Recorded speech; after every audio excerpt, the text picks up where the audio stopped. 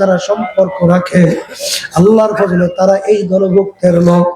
এই জন্য আমার বাজানদেরকে বলবো, আমরা নীরব হব না, নিস্তব্ধ হব না, যতক্ষণ না পর্যন্ত বাংলাদেশের সংসদের মধ্যে এই কালিমার পতাকা পথ করে না উড়বে, পর্যন্ত আমরা নীরব হব না, নিস্তব্ধ হব না, ততক্ষণ পর্যন্ত ইসলামকে রাষ্ট্রীয় পর্যায়ে ক্ষমতায় না নিতে পারবো। এই জন্য আমাদের নাকটাই না তুই নাকের ভিতরে দিয়ে ঘুমাইলে কাজ হবে। এই আল্লাহর বান্দা, জিহাদের ময়দানে জিহাদ চলছে, এই জিহাদের ময়দানে জিহাদ কি পাল্লাফাল্লির ব্যাপার আছে না?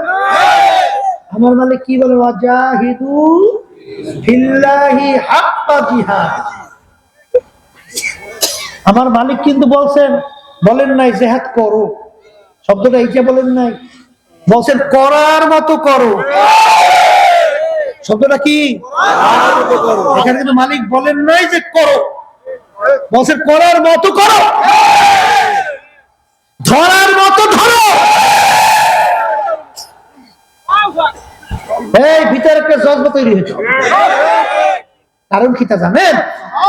এই এক আল্লাহর বান্দা মানে জাহান্নামের কথা চলছে, কোন কাজে আপনি বুঝাই সুঝাই দিনের পথে আল্লাহর পক্ষে আনতে পারেন। আমাদের আমলের ত্রুটির কোনো শেষ নাই কি? কিন্তু এই আল্লাহর বান্দা যদি আলহামদুলিল্লাহ দিনের বুঝ পায়, দিনদার হয়ে যায়, আল্লাহর পক্ষে থাকে, তখন তার যত কাজ নেকি হবে না?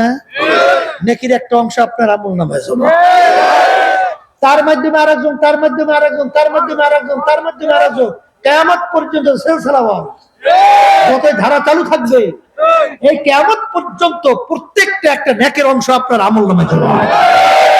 নেকের পাল্লা ভারী করতে চান না? আস্তে কয় বলেন চাই। নেকের পাল্লা ভারী করতে চান, এর সে বড় সুযোগ আছে? এর সে বড় সুযোগ আছে? একটা লোককে যদি হাত পাও ধরিয়ে একটু চা পানি খাওয়াইয়া, পকেটে পয়সা খরচ করিয়া, এই একটু আগে আপ্যায়ন করিয়া, কোন কায়দায় যদি ওই জাহান্নামের পথ থেকে ঘুরাইয়া, কোন কায়দায় বেড়ে একটা যদি আল্লাহর পথে উঠে যাবে, এই নাকি তো আর কোনো সন্দেহ নেই, এই নাকি তো আর সন্দেহ নাই। তাহলে নাকের বলা ভারী কি এমনি কর? হ্যাঁ, নাকের বলা ভারী করতে হলে এই কাজটা করা লাগবে না? এই সম্মেলনের উদ্দেশ্যকে কি নিয়ে যাবেন? কতদিন কে থাকবো জানি না, তবে আজকে যদি কথা মানতে পারেন, আল আমরু ফাওকাল আদাব, আদবের ভিতরে সবচেয়ে বড় আদব হলো কথা মানা। আর মুনাফিকের চরিত্র কান্না, ওয়াইজা ওয়াদা আখলাফা, হ্যাঁ, যে ওয়াদা করে খেলাপ করবে না সে মুনাফিক না, আর ওয়াদা কইলে খেলাপ করে সে কি মুনাফিক। কথা ঠিক না? আবার কথা আছে, অনেকে কিন্তু আবার ওই যে কুফরি নীতি আদর্শ নিয়ে আস বলবে, ওয়াদা করাইবে, বলে হুজুর এই নীতি আদর্শ ভাঙতে পারবো? আরে বেটা, এরা তো ভাঙতে হইবে 100 বার, ওয়াদা না। কথা ঠিক না? ঠিক। কারণ আপনি হারামের ভিতরে কোন কাজ করবেন, ওয়াদা করলে এটা করা যাবে? বরং যদি ফিরিয়ে আসে আপনার হলে এটা হলো ফরজ। কথা ঠিক কিনা?